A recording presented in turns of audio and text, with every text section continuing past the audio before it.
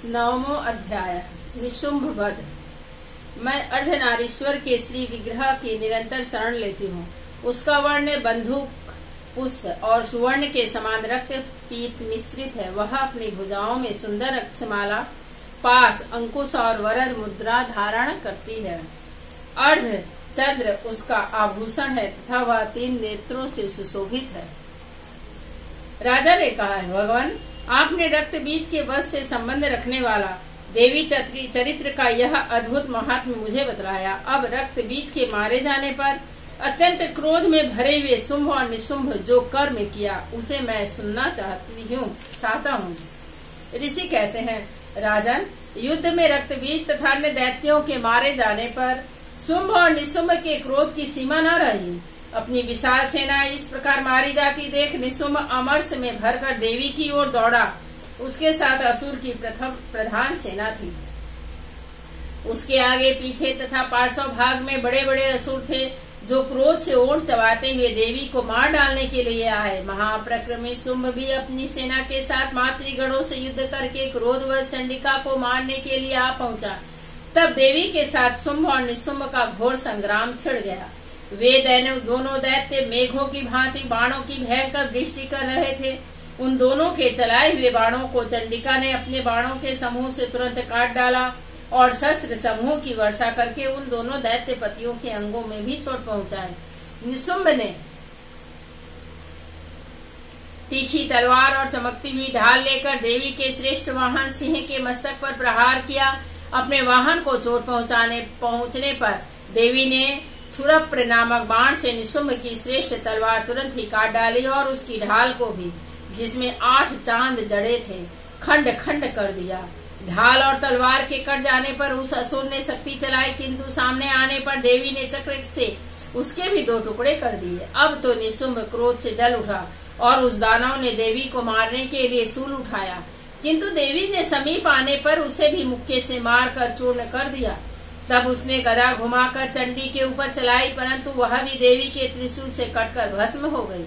तदंतर दैत्यराज निशुंभ को फरसा हाथ में लेकर आते देख देवी ने बाण समूहों से घायल कर धरती पर सुला दिया। उस भयंकर पराक्रमी भाई निशुंभ के धराशायी हो जाने पर शुंभ को बड़ा क्रोध हुआ और अंबिका का वध करने के लिए वह आगे बढ़ा।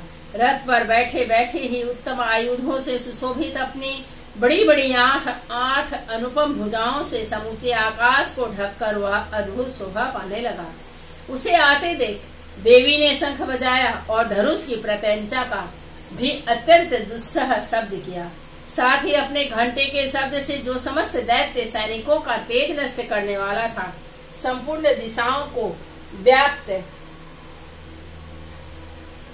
कर दिया। तदंतर सिंह ने भी अपनी दहाड़ से, जिसे सुनकर बड़े बड़े गजराजों का महान मद दूर हो जाता था, आकाश, पृथ्वी और 10 दिशाओं को गुंजा दिया। फिर काली ने आकाश में उछलकर अपने दोनों हाथों से पृथ्वी पर आघात किया। उससे ऐसा भयंकर शब्द हुआ जिससे पहले के सभी शब्द शांत हो गए।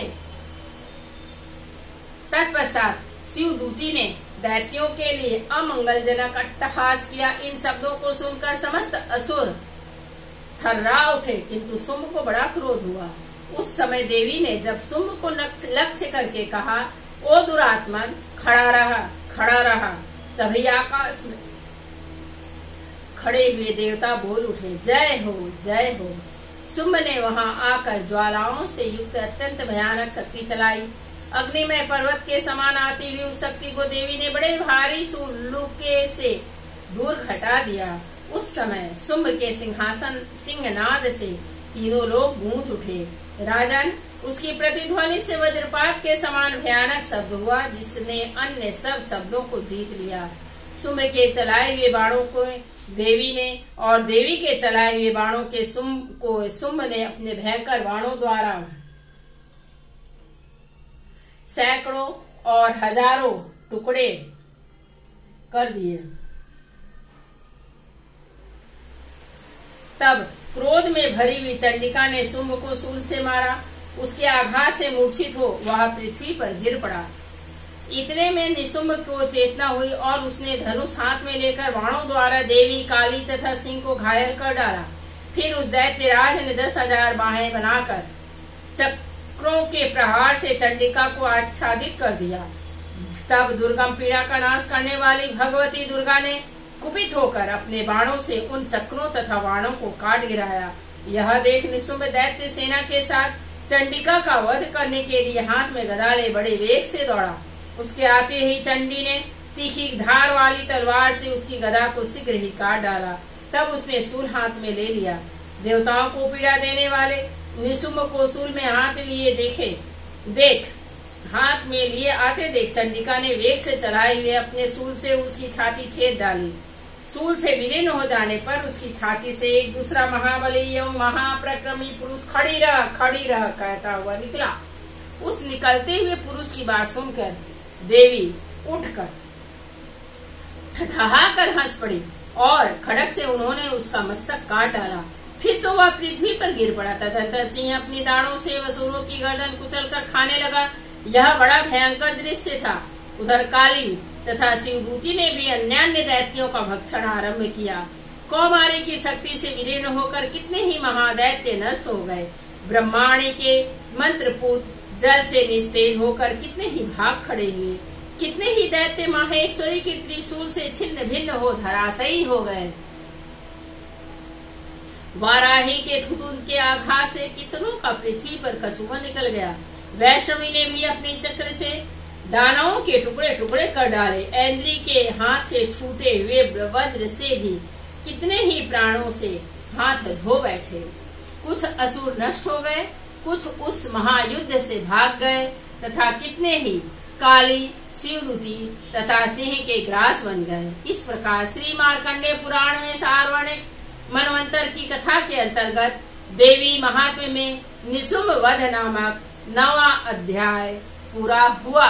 जय माँ चंडिका देवी, माँ दुर्गा देवी, नमो नमः काली देवी, नमो नमः सरस्वती।